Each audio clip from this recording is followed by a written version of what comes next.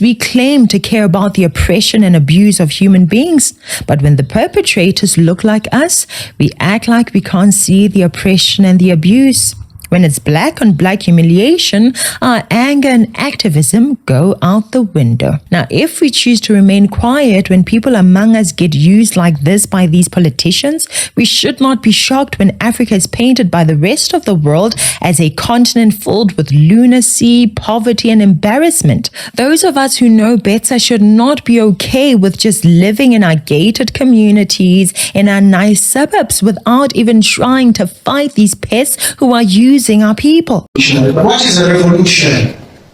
Perry Anderson gives us some definition. He says a revolution is an episode of convulsive political transformation, compressed in time and concentrated in target.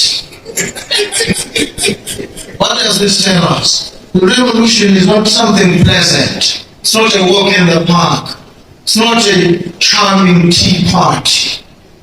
It involves blood and sweat. It involves grit and determination. And it doesn't go on for an inordinate amount of time. We're not going to keep promising our people jobs, transformed lives and livelihoods for an inordinate amount of time and keep postponing. They'll get angry. They will get enraged. So we must deliver within some temporal horizon. So the revolution must be concentrated in action and compressed in time. If anybody says something will take 2 years, let us commit ourselves to doing it in 2 days or less. We must cut the timelines considerably, and that's what we came here to commit ourselves to. We must change the processes, even the means of communication. When Botswana had a shortage of medicines, I didn't write a letter to His Excellency. I called him, spoke to him on the phone for barely 2 minutes. And in those 2 minutes, commitments were made, actions were commanded, and the results followed. That's how things must work.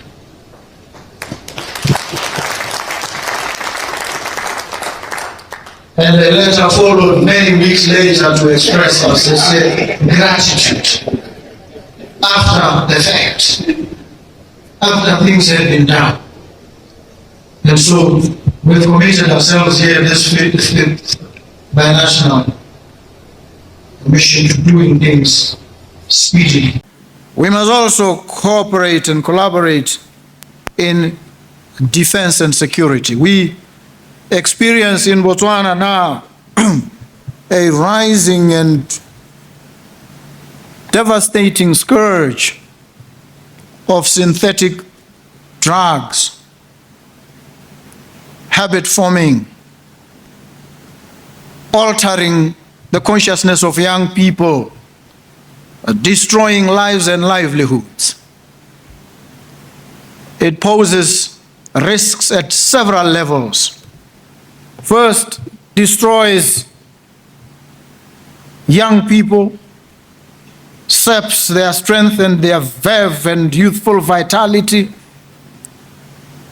It destroys the future. All right, if it's your first time to pass through this channel, I'm going to ask you to subscribe and make sure you ring the bell so that every time I'm live or I drop a video, you'll be robbed right here. I want to send some love and light to those that are always joining me every time I'm live or I drop a video. Thank you for all your support. Please share the video with others and like as well. It's important. It helps us to push algorithms so that many can join in the conversation. Do not forget, we are heading towards the most interesting time of our life. The new Zimbabwe you always wanted is finally here. Stick around. Conversation with each other.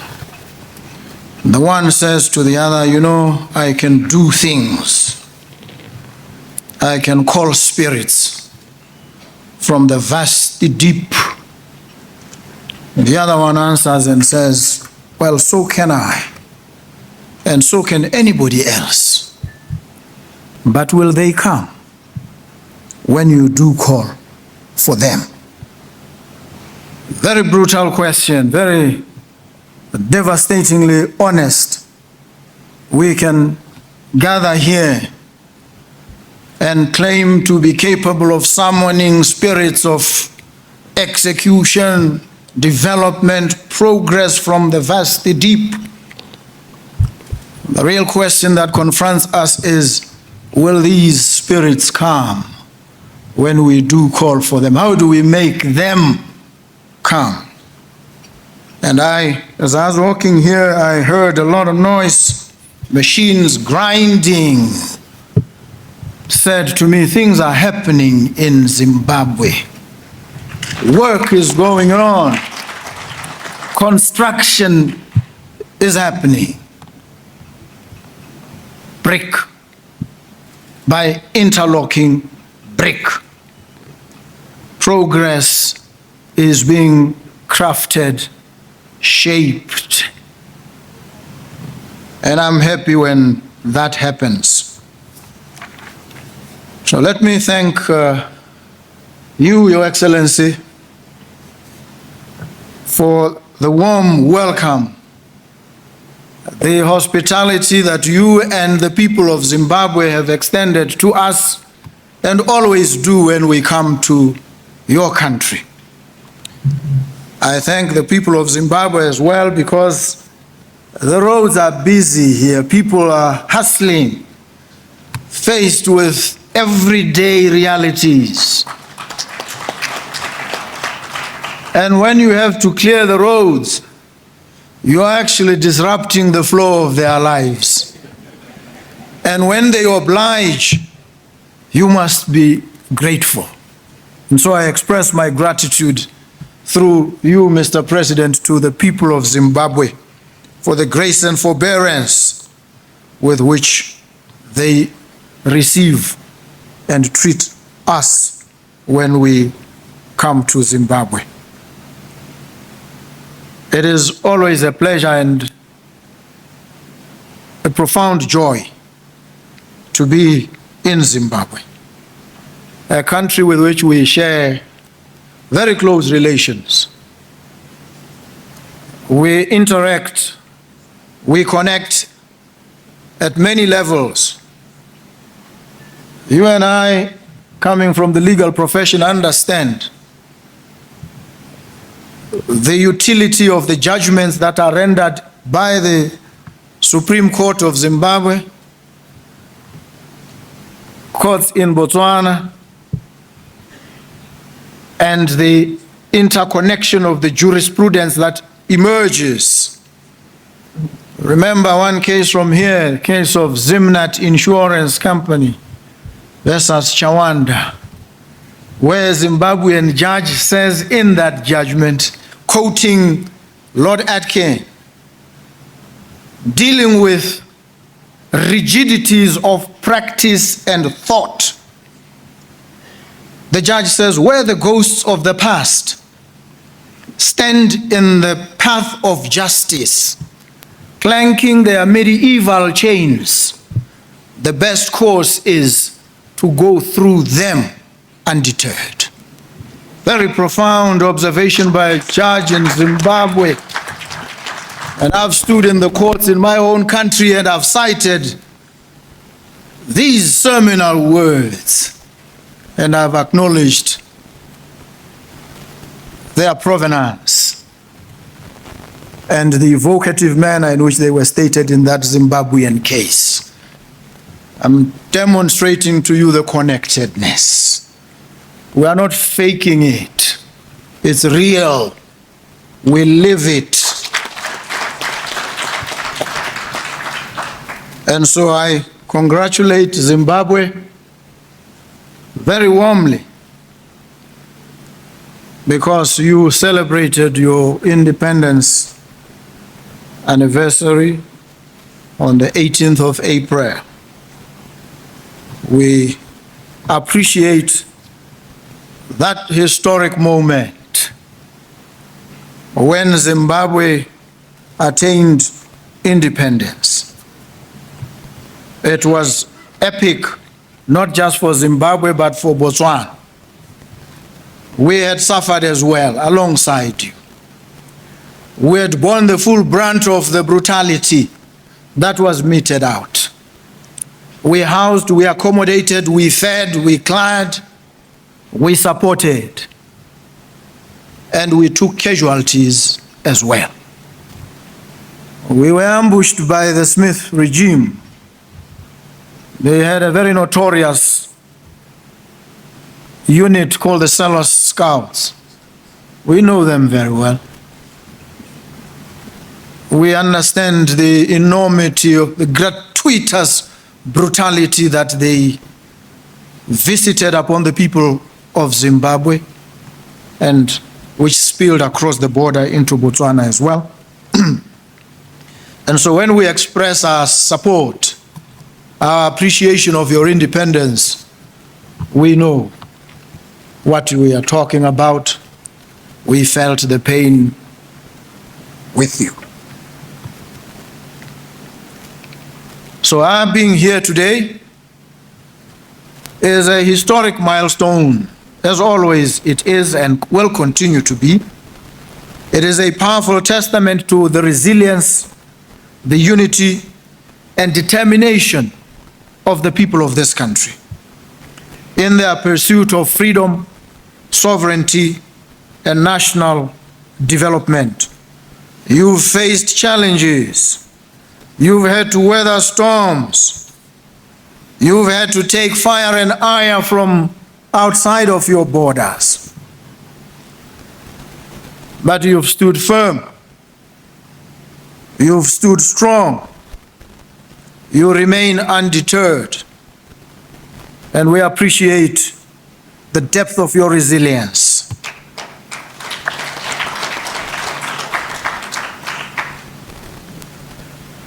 As we formally open this session of the Binational Commission, I cannot but reaffirm these deep-rooted bonds of friendship, solidarity, and shared history that unite our two nations. These ties continue to provide a firm foundation upon which we advance our common aspirations for prosperity, stability, and sustainable development. The Binational Commission remains an indispensable institutional mechanism for steering our bilateral relations. It enables us not only to review progress across sectors, but also to identify emerging opportunities for collaboration, as well as to provide strategic direction to ensure our partnership remains dynamic, responsive, and mutually beneficial. This occasion affords us a unique opportunity to examine things and our circumstances with a fresher and freer play of mind, to identify zones of possible intersection,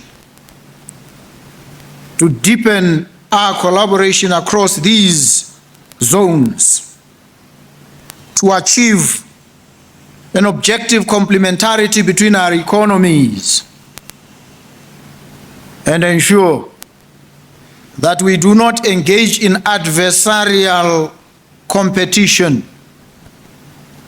We engage in plausible complementarity. We support Zimbabwe where Zimbabwe is unrivaled in whatever sector. And Zimbabwe supports Botswana in turn in whatever area Botswana excels.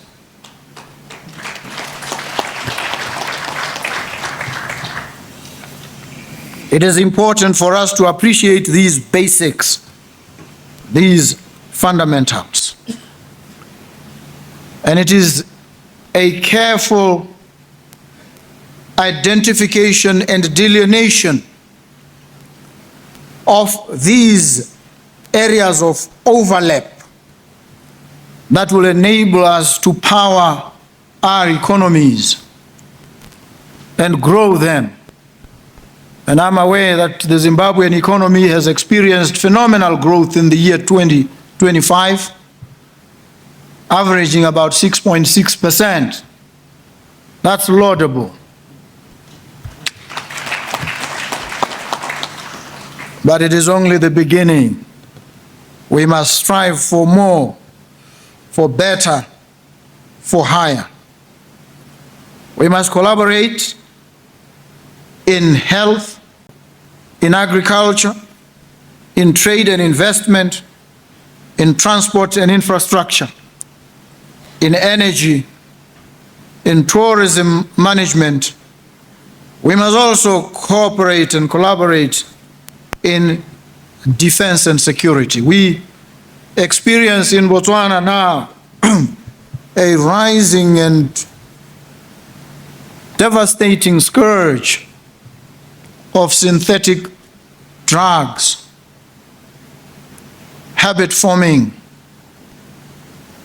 altering the consciousness of young people, destroying lives and livelihoods. It poses risks at several levels. First, destroys young people, saps their strength and their verve and youthful vitality. It destroys the future. But it also poses another risk of a political nature. These drug dealers and drug cartels become too powerful. They then take over whole countries and economies and they dominate. They corrupt institutions and take them over. They subvert all the laws and processes. And before you know it, there is instability. There's civil strife and chaos. There's a collapse of order. And so we need to stand firm and be vigilant. We need to see our security organs collaborate seriously to deal with these cross-border situations. We must also harmonize our policies, because some of these practices fall through the cracks because of an incongruity in the different policies of our countries. We must harmonize our regulatory environment, our laws, the better to deal with these common challenges and threats as one united front. And we must appreciate these increasingly complex and troubled regional dynamics. We live in a fluid, very dangerous world now. World of uncertainty. World of might being right, where the international legal order is being subverted every day and disorder is normalized and given the imprimatur of authority. We face these challenges, and sometimes as African countries we think we are helpless. We are not. We hold some of the aces. In fact, we hold some of the most important aspects needed for this world to survive.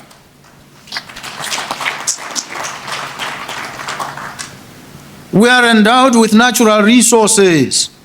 The African continent is rich, by far the richest continent on the face of the earth. It has young people. The median age, the average population is 19 years, 3 months on the African continent. A continent of 1.4 billion people, over 60% of them being young people, full of youthful energy, marauding, bristling with purpose. And we are a poor continent? No, we cannot be. And we have natural resources in staggering abundance and variety. How can we be poor?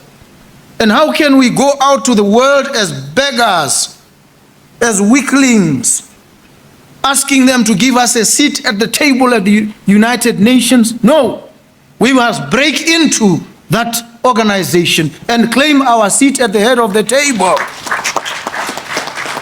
I make these remarks forcefully and evocatively because they must represent the new thinking, the new chimurenga across the breadth and dimensions of the African continent. And so, we are here to continue to mark the steps, to chart a course, to script a new and refreshingly different, defiant, powerful narrative for Africa.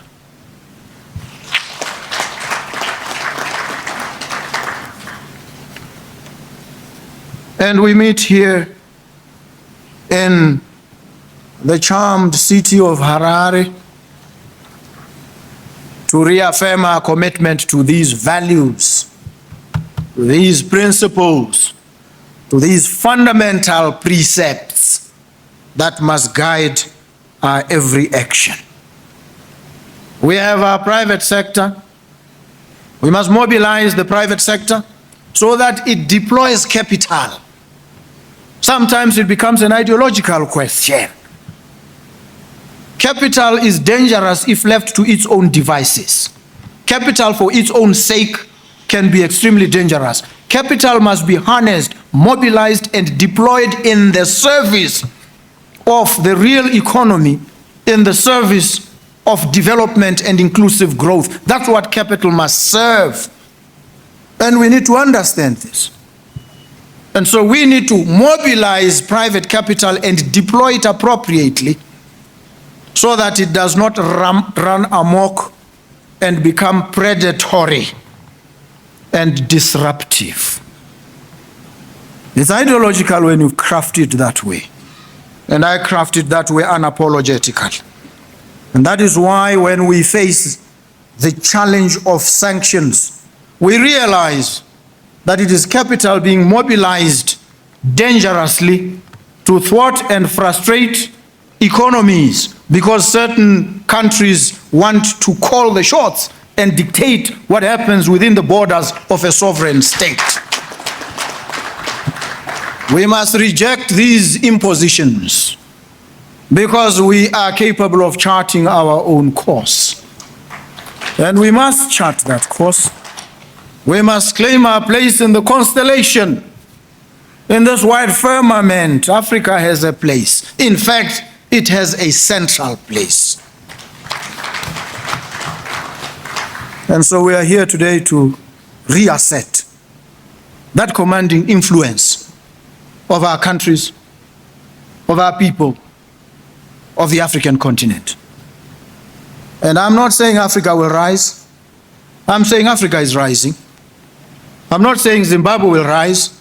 Zimbabwe is rising. I'm not saying Botswana will rise. Botswana is rising together with Zimbabwe. And we are here now to take tangible, practical steps so that our engagements here do not just devolve into sentimental platitudes. They translate into realizable commitments that shape lives, that transform our economies, that power our continent. Thank you. Thank you so very much. The enemies of Zimbabwe, these are the enemies of the people. Okoyo, Zvigananda. Okoyo, Okoyo. Tiririgo kuzilai. Tiririgo kuanai. Tiririgo kuzilai. Tiririgo kuanai. Kuchamanya. Kuba yacho yato wana.